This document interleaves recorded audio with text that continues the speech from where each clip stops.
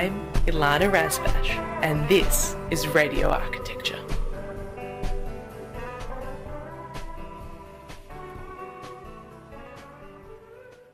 Good evening from beautiful Bunurong country. I am broadcasting to you live from here in the Karam, the ancient lands of the Bunurong people of the Eastern Kulin Nation. My guest and conversation partners this evening are Keith Westbrook and Maddie Sewell. They're the founders and directors of emerging architecture studio Up to Something, who practice across Victoria and Tasmania. And hello to all the listeners as well tuning in on YouTube, who can see that I'm alone in the studio this evening because my guests are dialing in from their Tassie outpost. Welcome to the program. Thank you. Hey, thanks for having us on the show. Thanks so much for having us. Where are you tonight? We're down here in Hobart, Nipaluna, and our home's about half an hour north of Nipaluna. So yeah, we're coming from Tassie base. We sort of split our time across Melbourne and Hobart. So it's lovely to join you tonight. And listeners, I was joking in sound check. Right now, the Victorian weather has really been taken over, and this Tassie weather has blown through. So I feel in a way we are connected, even though hundreds of kilometres apart, and certainly connected in this conversation. I think you're definitely up to something. Is that a new practice? I'm sure you're sick of the puns. I might make a couple more tonight. I don't usually get such a good architectural pun. On the onset that you're going to be working across 2 states. How does that come up? Well, I think it's a bit of a lifestyle choice. We since meeting each other, we've lived and worked across both states, and just really enjoyed that. And we love to get outdoors and hike and do all sorts of things. And we run an artist residency here in Tasmania as well at our property, and we're always up to something, I suppose. And the architecture practice is really just the next thing for us. So Keith and I met on the Dulux study tour, which is a cute little architecture love story. So we met like 4 years ago, and I think I'm not sure we would have moved here. And we sort of just struck up a relationship, and it's turned into quite a few projects along the way, and Up to Something is kind of our latest venture. It sort of just made sense. Listeners who are seeing the video stream on YouTube will see that I have a stupidly large smile on my face right now, because I absolutely had no idea. Yay, Julie. I didn't know. And it brings together from, hundreds that are shortlisted to down to 30 to a shortlist, to then 5 architects are selected to go on this amazing trip overseas. So what are the chances of that moment? Well, it's maybe even more of a slim chance than that, because I won a few years before Maddie, but of course COVID happened, so our tour, which was set to go around the world, got delayed, and then ended up being intertwined with the Australian tour. So we actually met in a kind of a group cohort that went around. There's a word in the bio that I actually haven't even read out to introduce you in this moment that sticks with me. Emerging. How do you feel about emerging? listeners for me emerging, I want to know, at what point have we emerged? At what point? I mean, that's a great question. Yeah. Yeah. Well, we probably have. I feel like probably as architects we've emerged, but maybe as a practice together, like it's a new partnership. So I guess pushing. Keith and I, obviously we've had kind of established careers and other practices leading up to this moment. And we're really looking to build on that and leverage that in our new project here. But yes, great question. I think, I'm one of those people that feels like I'm going to be a kid for my entire life, so maybe I'll never emerge. It's always learning, always a process. Well, after more than a decade each in leadership roles at acclaimed architecture practices Cumulus and Breathe, Keith and Maddie have come together to start something new. Their studio brings together a shared interest in sustainability, creativity, and connection to landscape. Maddie's expertise is in sustainable housing, with a particular passion for working closely with clients on the design and delivery of meaningful, low-impact forever homes. Keith's experience is in tourism and public architecture across Tasmania and Victoria, where he has developed a strong interest in designing spaces that shapes how people experience exploring, discovering, and creating. Outside the studio, they share a love for hiking, surfing, sailing, and the arts. Alongside their architecture practice, Keith and Maddie also run Cloudstone Air Artist Residency at their property in the hills of Mangalore outside Hobart. The residency invites artists to spend time immersed in the Tasmanian landscape, encouraging creative exchange between art, architecture, and place. Well, we got there in the end, listeners. This is live radio, indeed, and I think it also gives us an earnest opportunity to chat and discuss and go back to the beginnings of a story. And there is one question I love to ask all my guests, and I know you're champing at the bit for this one because you are listeners of the program. So it is. I can jump in. I think I grew up in rural Tasmania on Bruny Island, and for those who don't know Bruny Island, it's sort of an island off an island way down south. And I think growing up, it was really probably felt like the end of the earth down there, a long way away from anything. But I think that formative experience, it was, you know, a really special place. It's got national parks and wild beaches, and, you know, you can walk places and you'll see no other people. And it's, and I think for me, my earliest memories around that space was, well, not necessarily architecture or buildings, but more about industrial spaces and like wharves and infrastructure and the sort of raw kind of, you can see how these buildings are put together. And I don't think I really knew it was architecture at the time, and I guess loosely it is or isn't. But yeah, that was sort of my earliest memories of buildings and spaces.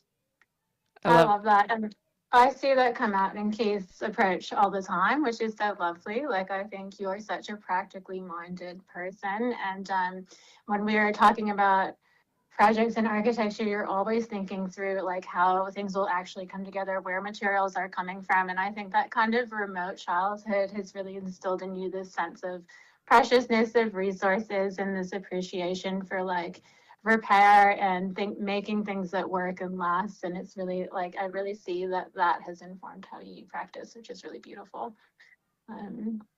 I grew up in Northern California, and so I think I have listened obviously to this show and wanted to come up with a really interesting answer, but I really couldn't go past my childhood home, which I think is probably the earliest memory. I grew up absolutely in the suburbs, in quite an unremarkable house that looked like everybody else's house from the outside.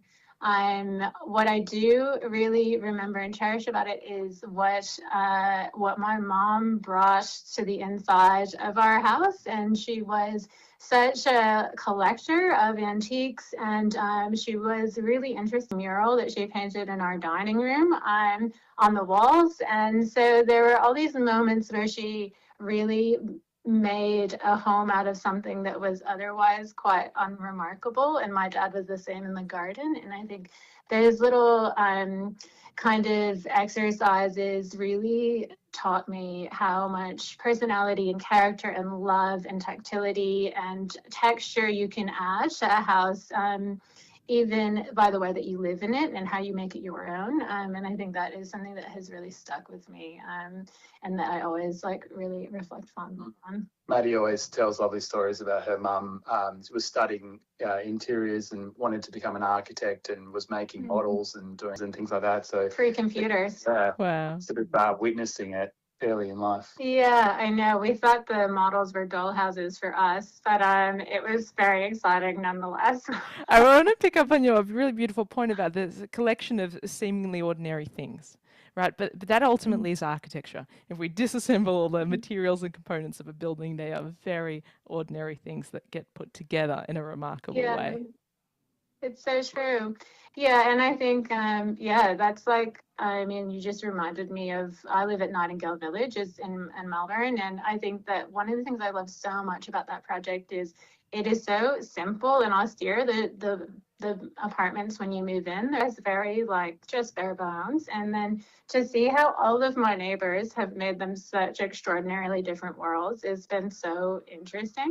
And I really appreciate that point that it's like, yeah, it is what you make of, the good bones, and that makes something really special and makes it really livable. It's like when you cut open a dollhouse and every room is entirely different. Yeah, Yeah. exactly. Yeah, it's so fun. Yeah. Did you always see architecture? I think for me, I was always an all-rounder sort of through school. I kind of liked a bit of everything. I was into the technical things, and then, always quite enjoyed science and maths, and I was into sport. I was sort of into everything. So for me, I think it probably wasn't really until the end of high school that I really even started to consider what architecture was, or that there was an opportunity to study that. And I think the more I looked into it, the more I realised that it was quite a diverse career where you could take all these different avenues, and it also, you do almost need to be a bit of a jack of all trades in the career, because 1 minute someone's asking you a question about heating, and the next you, and then there's just so many different facets of the career. And so, I think for me it was that love of sort of doing a bit of everything. Mm-hmm. It really is a generalist profession, and we have to know all these little bits about each discipline, about each consultant we're working with and coordinating. And I really do repeat this on this program, almost like a broken record, that clients aren't buying a product really at the end of the day. They're actually buying the 2 to 4 years of our life that it takes to bring that project into existence, and all the years of experience it took to get to that moment. Yeah, it is.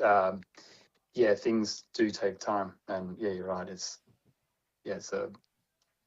How about yourself, Maddie? Did you always see it? And I still do make art, and that's a big part of my life, and it was a big part of my childhood. My sister went to art school. My mom was really arty, so we were always. She made a real point of like taking us a lot of music and museums and buildings and things like that. So it's definitely a big part of my life, and I think in the US, architecture school is really intensive with mathematics and physics and structures, and I am shocking at math, like absolutely terrible.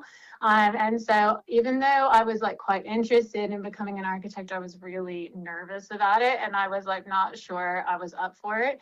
But to go, and I absolutely battled through maths in university, but thank God I made it through, because it turns out you don't actually need to do any math day to day in the professional practice of architecture now that we have computers. And I think it was like, I remember I did one day of work experience with my friend's dad, who was an architect in high school, and they had a graduate in there. And I feel like if he hadn't tipped me off, I'm not sure I would have dove in, but I'm really glad that I did. So it's definitely a common myth that gets busted, I think, for anyone considering, or even in decades that were. Maddie, I'm really interested in your take of what's the difference, in your opinion, between art and design? Oh, that's a really good question. Wow. It is something that I find myself thinking about, actually, because I have been educated as a designer, obviously, and we do so much with the principles of composition and color and all of those sorts of structural components of an image or of a structure. And it's funny you bring that up, because it's actually something I've been really struggling to unlearn when I go to make art, because I'm really drawn to unstructured free. Having to quiet down the designer noise in my brain that's like encouraging me to make it a certain outcome, because I actually just want to arrive at the outcome by intuition. And so it's sort of like, it has actually been a real unlearning for me in the last few years that I've been focusing more on painting, is I'm trying to separate those things. It's certainly, I do think it in some ways it's strengthening into patterns of like over designing an art outcome that I actually just want to discover, if that makes sense. Like, yes. I think design is so intentional and that's so regulated in our industry and architecture. Like there are so many rules, and those rules are important for human safety and for all of that. But I think because so much of my creative life has been in that context, when I go to make art, I have to remember that I have freedoms I've learned in so long, is actually unlearning that kind of that training in that creative practice. It can be quite a long process, I think, for many multidisciplinary creatives or those have quite a number of interests. Yeah, and how fun is it to be able to dial those things up and down for different projects at different times? Like that's a really special thing, I think. I'm sure that's like everyone, probably every architect has an artistic practice of some sort or a creative outlet of some sort, and I think degrees of that freedom and design and rigor and all of those things. I always say to students that it's so important to be able to have life experiences and have all these interests that you can then bring into your work later. And the more experience you have, the better your major project is going to be, or the better that final outcome. And as you're speaking about freedom, Maddie, I'm actually seeing so many parallels with your mutual interests in nature and hiking and sport and the outdoors. Yeah. In that pursuit. And you're a surfer, Keith.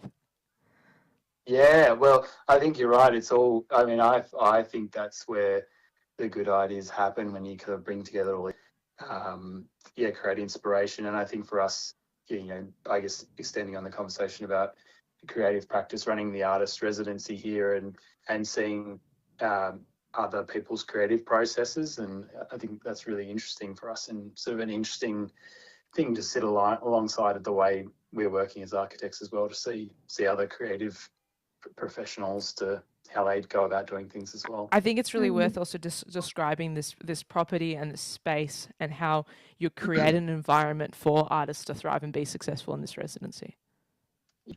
Picture it on a steep hillside in a big valley just north of Hobart. Their house is quite tall. It's built out of, it looks a bit castle-like in a way. It's built out of concrete blocks. There's 2 layers of concrete blocks, and it's these huge thick walls, and it's all been rendered, and it's quite, it's huge. It's like 12 meters tall. And the artist who built it, he crafted everything. So he cast all the doorknobs out of bronze and built this dedicated gallery and studio out in the backyard. And his name's Anton Halsner, and his space out here is it's just huge because he was painting large scale works. And when we bought the house, we thought, we'll maybe use it. Such a unique thing to have on the property. And then I think after a year, we realised we'd only been out there for a few days in total, and we thought it's such a unique thing to have, and we should open it up to the art world and just get it being used for its purpose. And so that sort of really led to this idea of running an artist residency here. And it's been really exciting to see the uptake from the art world and curiosity about it. And you're continuing to build a culture and foster a creative culture as well. Especially because it's a bit of a rural property. It's actually just so lovely to have other people around. Like the studio and gallery is removed by about 100 meters, but it feels like we have a neighbor. And it's so nice to have that kind of just like casual exchange. And the artists that have been staying here have been really like open and generous with having, like, we're having a public open day on Saturday for Ash Keating for his most recent collection of paintings, which was, one of them was shortlisted in the Glover Prize. And we had Emma here last month. She was teaching weaving workshops, and so it's just been so wonderful having the opportunity to engage with our local dialogue and connection and ideas. And we can really see that like what we saw as special in this property is like it really extends to everyone that visits, and it's been really fun to share that. Where can listeners learn more about the residency and look up the property, and even artists who might be listening, where can they apply for future residency opportunities? It's very official on our Instagram handle at Cloudstone Artist Residency, is it? Yeah, that's it. I believe so, Cloudstone Artist Residency. And yeah, we just do call outs on Instagram at the moment. So we're in our first year right now. And I think as time goes on, we will, yeah, we're sort of already talking about putting the fact finding exercise to see how it goes with engaging the community. And yeah, I think as we develop, we'll post stuff on Insta for people to follow along on how to get involved as well. I love that. There's something so magical and so special happening in the water in Tasmania, and maybe that's actually the cleanest air in Australia, isn't it? And water. Just happening. Yeah. What do you think it is, Keith, that is special about Tassie and it just makes it possible? Oh, yeah. Well, you see, I remember a time when I was a bit younger, probably when I left uni, where it probably wasn't such a bright outlook. And I think Mona, so the Museum of Old and New Art down here, which I'm sure most people are familiar with, I mean, that was such a major thing for Hobart. And I think there was, yeah, probably no one could really foresee the success of that. And I think it's not just the success of Mona itself, but it's the inspiration for others to take a bit of a creative risk, and whether it's another art gallery or you know, I just feel like the whole scene particularly in southern Tasmania has really transformed. And I think alongside of that has been, you know, which is sort of my background as well with my previous business is around tourism, and the last few decades in Tasmania has really seen that the boom in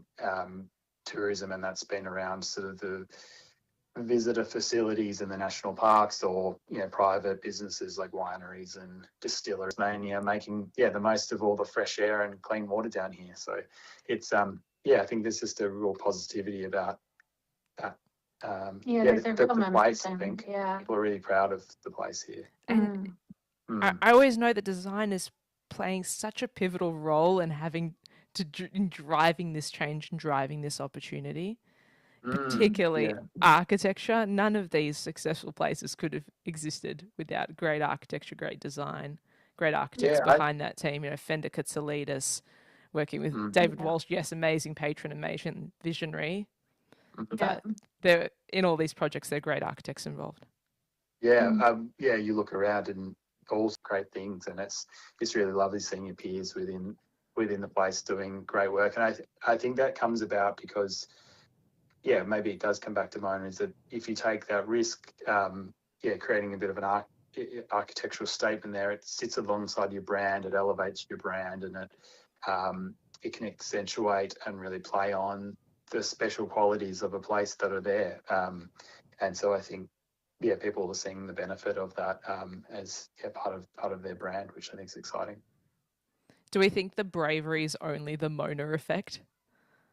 I really been really unpacking this. Like there's something interesting that happens at the edges of society, and physically, and edge of the world a little bit. It is a bit of that effect. I think maybe there's. I think it's the nature as well, like the place. Yeah, the island is spectacularly beautiful, and I think even like Mona, obviously an incredible magnet, but also the national parks here are insane. And I think for people like us who are majorly into, mountaineering and hiking and sailing and surfing, it's an absolute playground. And I think that's a real attractor. Hospitality and nature opportunities kind of going together with these really beautiful guided walks and hut-to-hut hikes and stuff like that. So I think I feel like the secret is out about Tasmania. I remember when I moved to Australia 15 years ago, I had never heard of Tasmania. I was like, I had no idea. And I feel like now people back home, like, they're curious about it. They're like, what is this island you're always on? And like, London about the Western Arthurs. And I think it's definitely contributes to Tasmania's magnetism.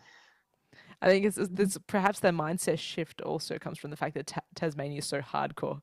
The hiking is hardcore, the nature is hardcore, the weather is hardcore, the rock climbing grades are steeper than the mainland, the surf is heavy. And so then when we get to art and design and flavour and tourism and hospitality, that's also dialed up.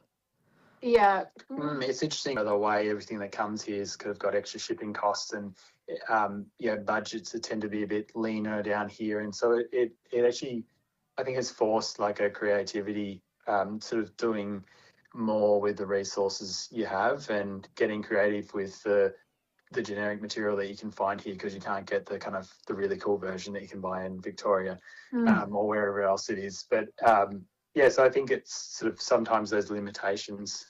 Real design success comes out of the problem, out of the tension, out of the friction. And from that, I want to ask, what does good design mean to you? Ooh. Well, I think it's a problem-solving exercise, but it's more than that. I think good design solves the problem, and it solves many problems in a really cohesive and considered way. But I think on top of that, it's the difference between what's a building and what's architect, or it's the joy, it's the X factor, all these sorts of words. I think as architects, we're forever trying to solve the problem, but also have this otherness to it, that creates joy and makes people love it, and it's like an emotional response. It's not just a practical, it's doing a job. Yeah, I think great answer. Mine is really livable and comfortable and functional. Like, I think you can make a beautiful space, but will people want to live there if it's cold, or if it bakes in the heat, or if the mechanisms are so bespoke that they're kind of hard to operate and really difficult to service. And so I think we also think about the unsexy bits of like the functionality and the day-to-day livability and the comfortability of our projects, because I think that stuff is invisible. I think like seeking to balance all of those things is really important to us. Listeners, these are all the things that keep us up at night. These are all the things that your architect is stressing out about to no end. And in a way, we love it, right? We love to solve these problems. This is why we do what we do. For sure. Yeah. Right, no right answer. Do you remember the aha moment, or I call it the aha moment, when you're in architecture school and the penny drops and you figure it out and you think, oh, this is what they want from me, or this is what architecture is, this is what it's about, this is what I'm actually doing here. And often it's quite different to what students think architecture is before they start. You have a moment. I do have a bit of a moment, but you can jump in first if you like. I don't know if I have a pinpointed moment, but I feel like I remember getting that feeling when it is a puzzle, isn't it? Like when it's like the satisfaction of putting all the pieces of a puzzle together and realizing that the sum is greater than its parts. And so I feel like I remember going to architecture school, feeling like I'm doing all these individual exercises that I'm doing the exercise, but at the first day of architecture school, we spent 3 hours making compositions with 3 rectangles and 3 lines over and over and over again. And they'd be like, give us all 5 minutes, pen it up, give us all. I was like, so tedious. And I was like, what is this? But then I feel like as you go on, all those things start to, you find yourself reflecting back on those tedious exercises in moments of pulling buildings together. And I feel like I remember the idea of narrative really sinking in for me, like a building with a narrative that is a story, communicate its materials, its spatial. And I feel like I remember thinking it's like, I was really into writing, like creative writing. And I remember thinking it's like writing a story, but it's writing a building, or putting together a building in that same sequence of chapters, in that same sequence of kind of poetic moments or beautiful moments. And I think that I remember was a real it just really clicked for me. Is that the football game behind you that you mentioned? Is that if it's coming through? Is it on the microphone there? Yeah. The local Carrum Cowboys here have expanded, and I think there is a couple of women's teams out there. So Go the girls, and go getting buildings, amazing little local pavilions that is just heaving and live, and listeners will be familiar here with the Roy Dorr Pavilion in the Carrum. Keith, how about you? What about your moment, your kind of aha when you sort of architecture started to click a little bit? Yeah, I think it was when I realized that, architecture has an idea behind it. It's either, there's obviously a range of things that could be, and it might be a diagram about how it's arranged, or like a poem, and that sort of what underpins it, and everything sort of comes back to that, whether it's the big idea about how you plan a building or the minute detail, it all comes back to this sort of singular idea that's carried through. And I think that was sort of an interesting point for me. I learned somewhere in architecture school that, and I think there's also a point, as sort of Maddie touched on, where you develop a set of skills where you can represent a building, and it becomes a bit second nature to make a model or a drawing, and you can start to represent things, because that's so abstract, the way architects present things in section and plan. It's not that legible unless you've got training in actually reading, or what's the idea, and then the way you illustrate it, the drawing. So really just trying to illustrate that idea. Yes, architecture is about ideas. I must say this at least every couple of weeks. The listeners will be most familiar with that now. But that's really what we're making real and bringing into existence something that wasn't real before. You've both worked for really notable, famous practices, both Breathe and Cumulus. What's the biggest lesson you've taken from that experience that you're bringing now up to something and you think will probably stay with you for the rest of your professional life? It really is about the sustainability aspect and the humanitarian aspects that Breathe really champions. I went to Breathe as a graduate. It was my first job. And so really my whole career was there so far until now. And I think that has been incredibly formative. And sustainability was always something that was hiking and camping, and leave no trace was like a big part of, our kind of childhood, touching the ground lightly, doing no harm to the planet, with our outdoor excursions and stuff. So that was definitely a part of who I was before I went to Breathe. But I think Breathe really gave me the toolkit to understand how to design buildings that achieve that. And so I think it was already in my kind of personal constitution and in my values. But it was really amazing to have such incredible training the way with a lot of that stuff. And so I think that is something that's really important to both Keith and I, especially being, we are both huge lovers of nature, and, we choose to live out here in the bush and in nature, and that's a big part of our life, and it's a big part of what we want to bring to our projects and to our buildings as well. And we've had really amazing early clients that have been really super values aligned with that stuff as well. So it's absolutely something that I think up to something will be a big part of our work forever. I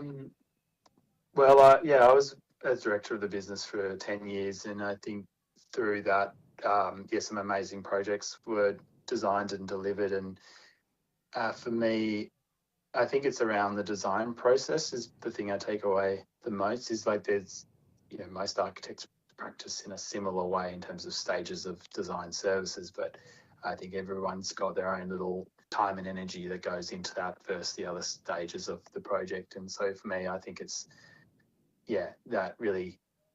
that process of and a lot of it was to do around visitor experience and really trying to understand why are people wanting to come to this place if it's a natural place, and how can the architecture enhance and support and build upon what's already special about a place. And in a way, the architecture almost becomes like the envelope that wraps around the experience of being somewhere. And I think for me, that's something that will stay with me and continue to sort of form part of the work we do. I love that. With bare minimum, right? So I want to ask, what's the next frontier? What does sustainability as a niche, where does that branch into next? What are we on the precipice of, or what's already unfolding for you as the next line of thinking? Yeah, I think we always say with our projects, what is the one thing on this project that we can do that we can't do on any other project? What is the thing this client's going to be up for? And I think it is really site specific, it's project specific, it's budget specific, it is for every project. But I think for us, where we're at now, that is a really unique, it'll be a unique thing on each project. I think as the industry, definitely a huge thing is, the prefabricated construction and methodologies. And I think that has the capacity to really speed up construction in a housing crisis and in a housing affordability crisis. So I think that is something that certainly is at the moment, but certainly something that we're interested in. What do you think, Keith? Well, I mean, one thing that I think is just an ongoing kind of conversation is the sustainability of buildings longer term. So there's a diagram which people in the industry may have seen as a bit like an iceberg. Like you build a building and it's just the tip of the iceberg in terms of the environmental impact of the materials, the sort of embodied energy of actually making the building, and then there's the ongoing running costs, and it has this huge impact through the whole life cycle of a building. And we talk as well about if you can make a building which is efficient to run, and it's about really making an amazing, all those types of things, but also if we can make things that really last a long time, I think that's going to be something which continues to come into the conversation more as resources become really precious and even more precious, and we'll be looking closer at how do we reuse everything we've got and circularity. And make it last as long as possible. Are you in the design for disassembly camp or the legacy and longevity camp? And I feel like at the moment in our industry, these are like the two big schools of thought. If I can answer that to start, I think we talk about both those things for sure. And I think I think it depends on the brief, depends on the project. So we're definitely pursuing both of those things on different projects. We're working on a circular concept for a pavilion for a design expo, which obviously, projects like that absolutely need to be circular. Anything that is going to have a building life of, 100 years or less, I think really needs to closely consider disassembly. But then I think there's other projects where long-term to suit different needs as well. I think setting up projects so that they can have a different use, or they can have flexibility, or they can be added onto, or they can be tapped into in certain ways to unlock future potential is also really valid. And so, I think certainly with that, different courses. Yeah. all about that problem solving. Are you finding yourself having to still be educating a lot of clients on sustainability, on some of these ideas and what their options are, or are they already coming to you much more sophisticated, much more concerned for the impact of their building or even the operational costs? Well, I think there's certainly clients who seek us out, and obviously especially Maddie's experience and background. So I think it's really lovely having clients who are, really, even if they're not super educated on it, they're really excited and wanting to make buildings that are... Yeah, I think that being said, we are really happy to educate people as well. I think, you were saying, Ilana, about your podcast as well. We are strong believers that it shouldn't be jargony. Sustainability shouldn't be academic or exclusive. It shouldn't be hard to understand. And there is a lot, there's obvious that for sure, but we also, I think for us, we do just want to normalize it completely. And so in a lot of ways, it's invisible and it's just built into the service we're delivering. And then when people are curious about it, we're really happy to explain our thinking around things as well. I think for quite a long time, or there's certainly a period of time where sustainability was an aesthetic, and it's no longer that. It's just so integrated in the way we think and the way we just catching up as well. You're saying, it is the bare minimum, and certainly retailers are working that out as well. There were no carbon neutral bricks and carbon neutral blocks and carbon neutral tapware 10 years ago, and now you can specify the carbon out of projects almost, from the beginning, if you're really being mindful about it. So I think that has really, the market has evolved so much. You used to really have to heavily rely on its footprint or pay down its carbon.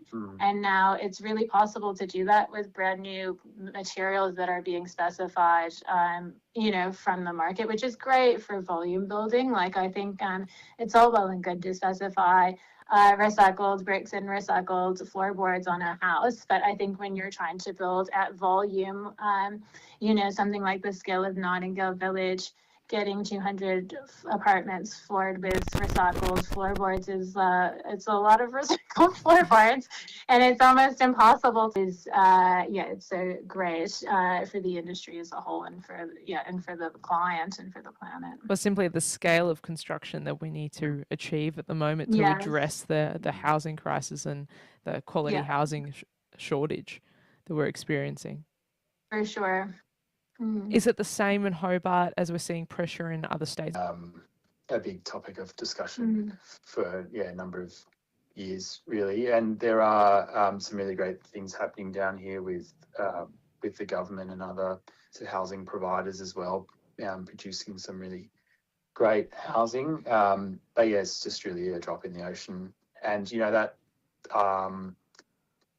in Hobart, it's not just about delivering the buildings at a cost which is achievable. It's also actually just about finding the land. And there's many parts of Hobart which are sort of land banked by people, and there might be amazing spots where this could happen, but it's just not available to do it. So I think that's a big challenge, and obviously the government's really putting a lot of energy into that at the moment, and engaging with some really great architects around Tassie as well to deliver some new housing. What would you love to build? Well, I don't know. It's maybe a cop-out answer, but I think for me, it's actually just working with the right people. Like, I think we're really interested in the design process. So I think working with people who want to really engage with that and are willing to take some of that creative risk to try something new and get it. I think for me, it's less about the actual project and more about the process. It's all about relationships. How about you, Maddie? Mm-hmm. Yeah, I was going to say we're huge people. We're huge people persons. And so I think absolutely, like, we're here to enjoy the process, and we want everyone who works with us to be having a great time as well. And so I think anybody, who's bringing that energy and that creative collaboration, like, we're really interested in that. Although I do have a dream project as well. And I just absolutely love, the horse that you see in the landscape. And as a person who's spent a lot of time in them, it's just such a special opportunity. And like Keith and I were saying the other day, like, sometimes it's just a decking platform. Like, sometimes it's just a tent platform perfectly positioned to get the perfect view and the perfect sunfall. And it's just at the right level for the engagement with the top of the landscape. And it's just like, I feel like those moments are so sacred. And I would absolutely love to work on a project that was in that kind of ecotourism space. I think that would be super fun, and just like combine every interest I've ever had into one creative project. I love that. I think as outdoorsy people, we can't help but go hiking and exploring and think, oh, I would design that. I think for me, like, that definitely something in the outdoors like that. What was coming to mind then was in Norway, there's this amazing tourist trail of scenic lookouts along this sort of coastal drive through the fjords, and there's all this remarkable architecture of what could be quite a mundane road stop has turned into something of real joy through sort of this amazing, fantastic architecture. And I think those sorts of projects would be right at the top. Really fun. Especially from your tourism experience, what might be some of the best ways to manage an overdevelopment or an overexploitation, overuse of such amazing landscapes? I think often when a new project is being built in remote locations, people get nervous. What's this going to do? It's absolutely no. I think that's a big topic of conversation. Is like, on one hand, you don't want to do anything at all because these places are special and precious, but on the other hand, you've got and there's also a lot of conversation about equality, because someone who's got mobility issues should be able to come and experience a wild and remote place and appreciate that they may not be able to get everywhere, but to have some sort of access to wilderness is I think really important, as human to experience the wilderness. I think that's a Yeah. really important thing. So providing facilities and amenities that can cater for lots of people into select controlled areas, I think is important. And that's where, I think a lot of that discussion before around managing how people experience a place, even when there are lots as yourself, even if there's the next busload pulling up behind you. I feel like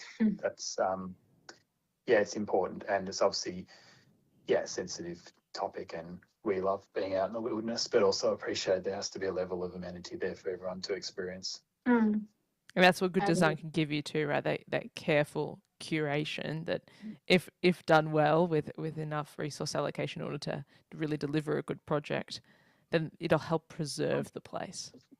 Yeah, absolutely.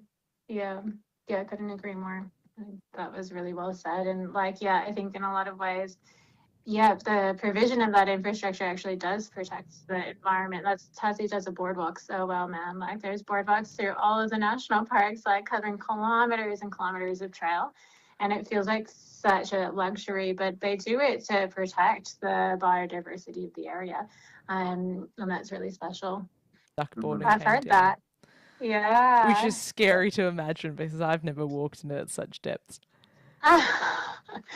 We did in December at the Western Earthers. But the boardwalks make it much easier for sure. A really, really hardcore trek. I want to ask, back to your professional lives, who've been some really big mentors for you? And because you have to have good mentors, I think, or originally out there and we start our own practices. But it's mentors, they give us that training and confidence to come to that moment, to be ready. Well, I feel like it's pretty obvious for me that it would be Jeremy and Tam from Breathe, but also the whole Breathe team, to be honest. I think I had some really amazing mentors, Bonnie and Farrelly, who were a few years ahead of me when I joined Breathe, that, I worked with every day for years and years and years and years, and were really responsible for my love of architecture. Another lesson that Breathe really taught me, in addition to the sustainability thing, is just the value of working with people that I love and that I enjoy. The vibes were so good, and I loved going to work, and I loved, everybody felt good about doing the work. The work was great, but we also just enjoyed each other so much. And I think that's something I really want. We were just saying, there's just the two of us now, and we really need to create that for each other. I want to continue creating that for each other, making those vibes, because it does really, it's what life's about. It's obviously we care about the work and the integrity and the impact, but also let's really care for our practice that is joyful. You might have to be like Snehetta and climb a mountain all together every year. Yeah, there's no way to do that. They do. They're named after the mountain Snehetta, and the whole firm does an annual pilgrimage up the mountain. I had no idea. Oh my God, we should do that. Yeah, it's some beautiful work. I love that concept. Yeah. How about you, Keith, who gave you some of those early foundations, early lessons? Yeah, I mean, I've been really fortunate. I mean, I was just and had some amazing mentors, but even back through, later years in high school, I sort of remember my technical drafting teacher was an architect, and I sort of always was fascinated by sort of what could be there, and sort of learning all these new skills. And then once I got into the profession, I worked with Robert Morris Nunn, which is where I met a couple of the other directors who I ran Cumulus with, and Peter and Kylie, and then Todd at Cumulus have been amazing supporters and taught me a lot over the last decade. And prior to that, I was working at Architectus, which is one of the worked with Paolo Sampaio and John Sprunt really closely there, and they were really, really amazing mentors to me when I was sort of at that really early stage of my career and sort of going through the registration process of becoming a registered architect. And I think being exposed to that, both small businesses and big businesses and how they operate, yeah, I think for me, it's just been like a real diversity of I wonder about the next generation. Will they even exist, and will they get that opportunity for mentoring? Some of the discourse around AI is that the junior positions and the graduate positions will be made redundant by these technologies, and who is going to be that next generation that we're supposed to be mentoring, who are going to be doing some of those roles that technology might replace. In a way, I suspect somehow Tasmania is immune to the panic, but you are still across. You do still work across in Victoria. And how are you dealing with AI and these conversations in your practice, and how are you thinking about it? Yeah, I mean, it's becoming so mainstream, isn't it? You can't even do a Google search anymore without getting an AI response. I think can't write an email even. Yeah, it's true. It's and automatic. I think it's it's inevitable that it will become integrated more and more so in what we do. I think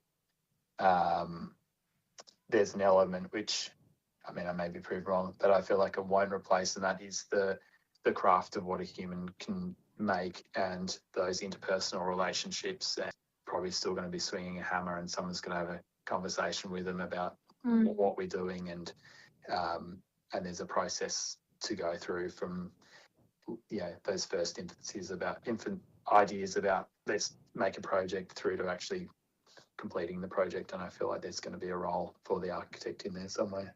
Yeah, I agree. I think like we were saying before, like architecture projects are so complex, and I think because of like the site presence, the creativity, and the kind of the bits of knowledge about everything, but we are definitely embracing it for the boring bits. So we do love using it for the stuff that really saves us time on mundane things, like all the kind of background writing and capability writing and emails and minute taking and all of that stuff. So especially now that it's just the two of us and we don't have any graduates with technology, so I think we are kind of quite enjoying it in some ways, but yes, hoping to maintain creative authorship for a while longer.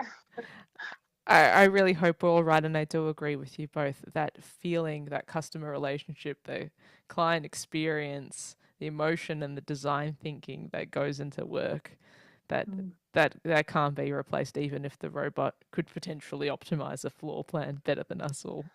Or one day that emotion, that feeling couldn't possibly be there in the solution. I am mindful of the time, so I will ask my last question.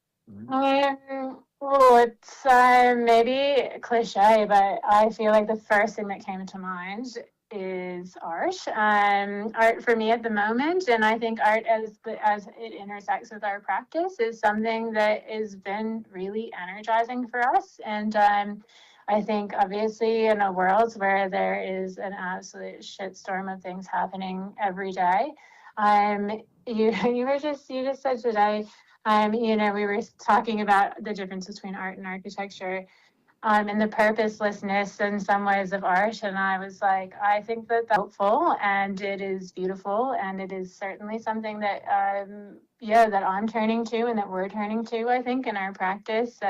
Potentially in the face of the AI will only get even more meaningful and even more needed as an antidote to digital slop. Agree. For sure. Yeah. Yeah, I mean, I think that's exactly right. I think there's that. There's always going to be that creative passion within humans to make and do things with their hands. So I think that gives me hope that there's, even if AI is doing something, people are still going to want to use their hands to be creative and make things. So that gives me hope. So much. Thanks for joining me for another evening of Radio Architecture with Ilana Razbash. This live show was broadcast and recorded in the Radio Karim studio on Bunurong Country. You can replay the show wherever you get your podcasts. Thanks for tuning in and supporting community radio. Take care. Hi, we're Doe Street, and you're listening to Radio Karim. Oh yeah. And if you're not, it's shopping night. IGA, where the price is right. Seaford North IGA, for your groceries and liquor. IGA.